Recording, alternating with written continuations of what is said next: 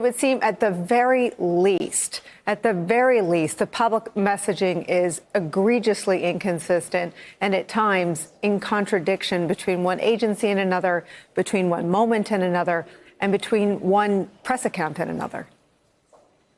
Yeah, if even the Pentagon doesn't know where it's coming or going in Iraq, it's hard to blame the rest of the world for being a little confused about what the strategy is right now.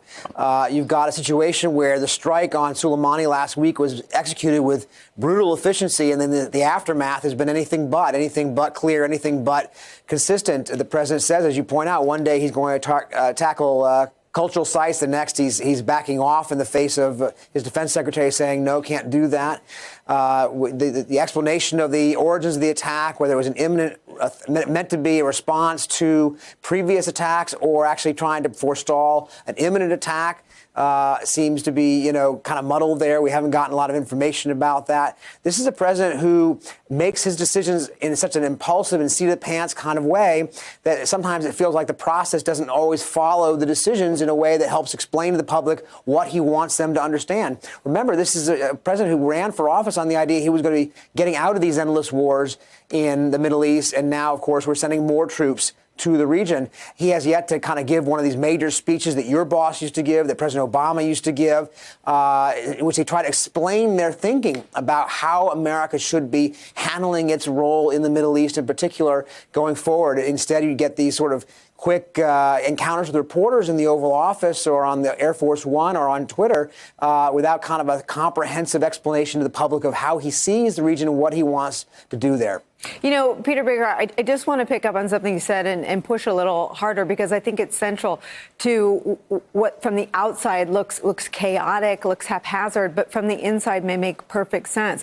President Obama had an underlying philosophy. I think here his advisors summed it up as don't do stupid bleep. And it was in response, and his election was largely in reaction to what were viewed as some of the mistakes of the administration in which I worked. George W. Bush, agree with it or not, had a clear and a stated foreign policy principle and view after 9/11. This administration, I think you just alluded to it in the troop surges to the region. This president has a stated foreign policy of, and he lost his Secretary of Defense over it, of yanking troops out of faraway places, out of wars that Donald Trump doesn't understand or support. Yet his decision to strike Soleimani has the result of endangering U.S. troops and embassies and diplomats everywhere. And so the result is a need to push and surge troops everywhere. How would they explain that if they wanted to, Peter Baker? Yeah, it's a good question, and I think that's what we sort of are missing here. We have not heard kind of a pulling it all together kind of explanation. I remember when President Bush decided to sort of go out to the public and kind of help them understand what he was thinking about the war. He gave 4 speeches in a row, boom, boom, boom, boom, because he wanted to give them in a comprehensive way his thinking about where he was taking the country. We haven't ever seen anything like that. And, he's got the president here, President Trump, has some pretty, formidable figures around him. Mike Pompeo, obviously, being prime among many in the national security area, but we don't hear, sort of a comprehensive explanation for how that inconsistency you just laid out works. Are we pulling out? Are we, getting out of the region, or are we in fact expanding because we need to? Now, Vice President Pence, I think, is supposed to give a speech in the next week or so. It'll be interesting to hear what he has to say about it. But there's a real confusion out there. I was talking with, some people overseas, and they're saying their governments are trying to figure it all out. They're trying to put the puzzle together and figure out where the United States is leading us at this point in the region, and they can't figure it out either. Frank Figliuzzi, there was always going to be a moment where the haphazard way that foreign policy was not just carried out, but conceived in Donald Trump's head on Twitter and based on his gut reaction to TV images collided with the reality of the people in the agencies like the one you used to work in, responsible for keeping Americans safe and around the world. What is the reality right now for the men and women in any sort of law enforcement or national security agency? Well, I can only tell you what has happened in the past and what's supposed to happen. And that is, as decisions like this are being made, the intelligence community and law enforcement community is actually contacted ahead of time. I've experienced this in my own career. You have the ability to gear up and get ready. The FBI, for example, would under normal circumstances be advised that you should prepare for potential retaliation from Hezbollah inside the United States. Identify all your suspected Hezbollah cells, identify your sources, reach out to them, hunker down, get proactive, get ready.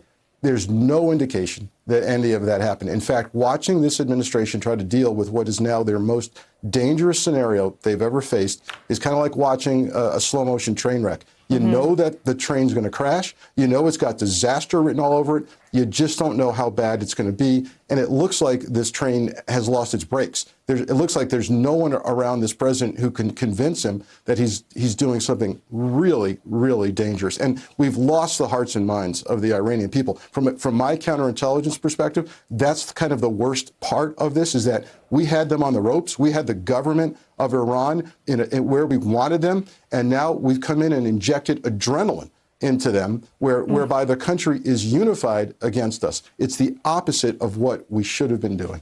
You know what, Frank, I want to hear more about that. Let me just tack on a follow-up question. It would appear that when a number two inside a government, albeit someone like General Soleimani, who had the blood of American soldiers on his hand, who ran terrorist operations all over the world, is taken out, it would seem more urgent than ever to line up the natural supporters of such an action. Are you surprised, and does it make us more at risk that the international response has been muted at best? Well, again, under normal circumstances, we'd line up our allies. They would be brought into the picture. They would be polled. They would be warned, cautioned, and all of us would be collecting intelligence on the threat and risk, and that simply is not happening. I think they're stunned. I think in some ways they're shocked, but not necessarily surprised that this has happened. But here's the thing. It's the risk of the unknown. Everybody's talking about retaliation, and we're ready for it, and we've got missile sites identified, and our military is bigger than their military. It's the asymmetrical, non-traditional battlefield that we're going to be looking at here. Iran is a force to be reckoned with now on the cyber battlefield, and we don't know what that's going to look like, and it's that risk of the unknown that's most troublesome.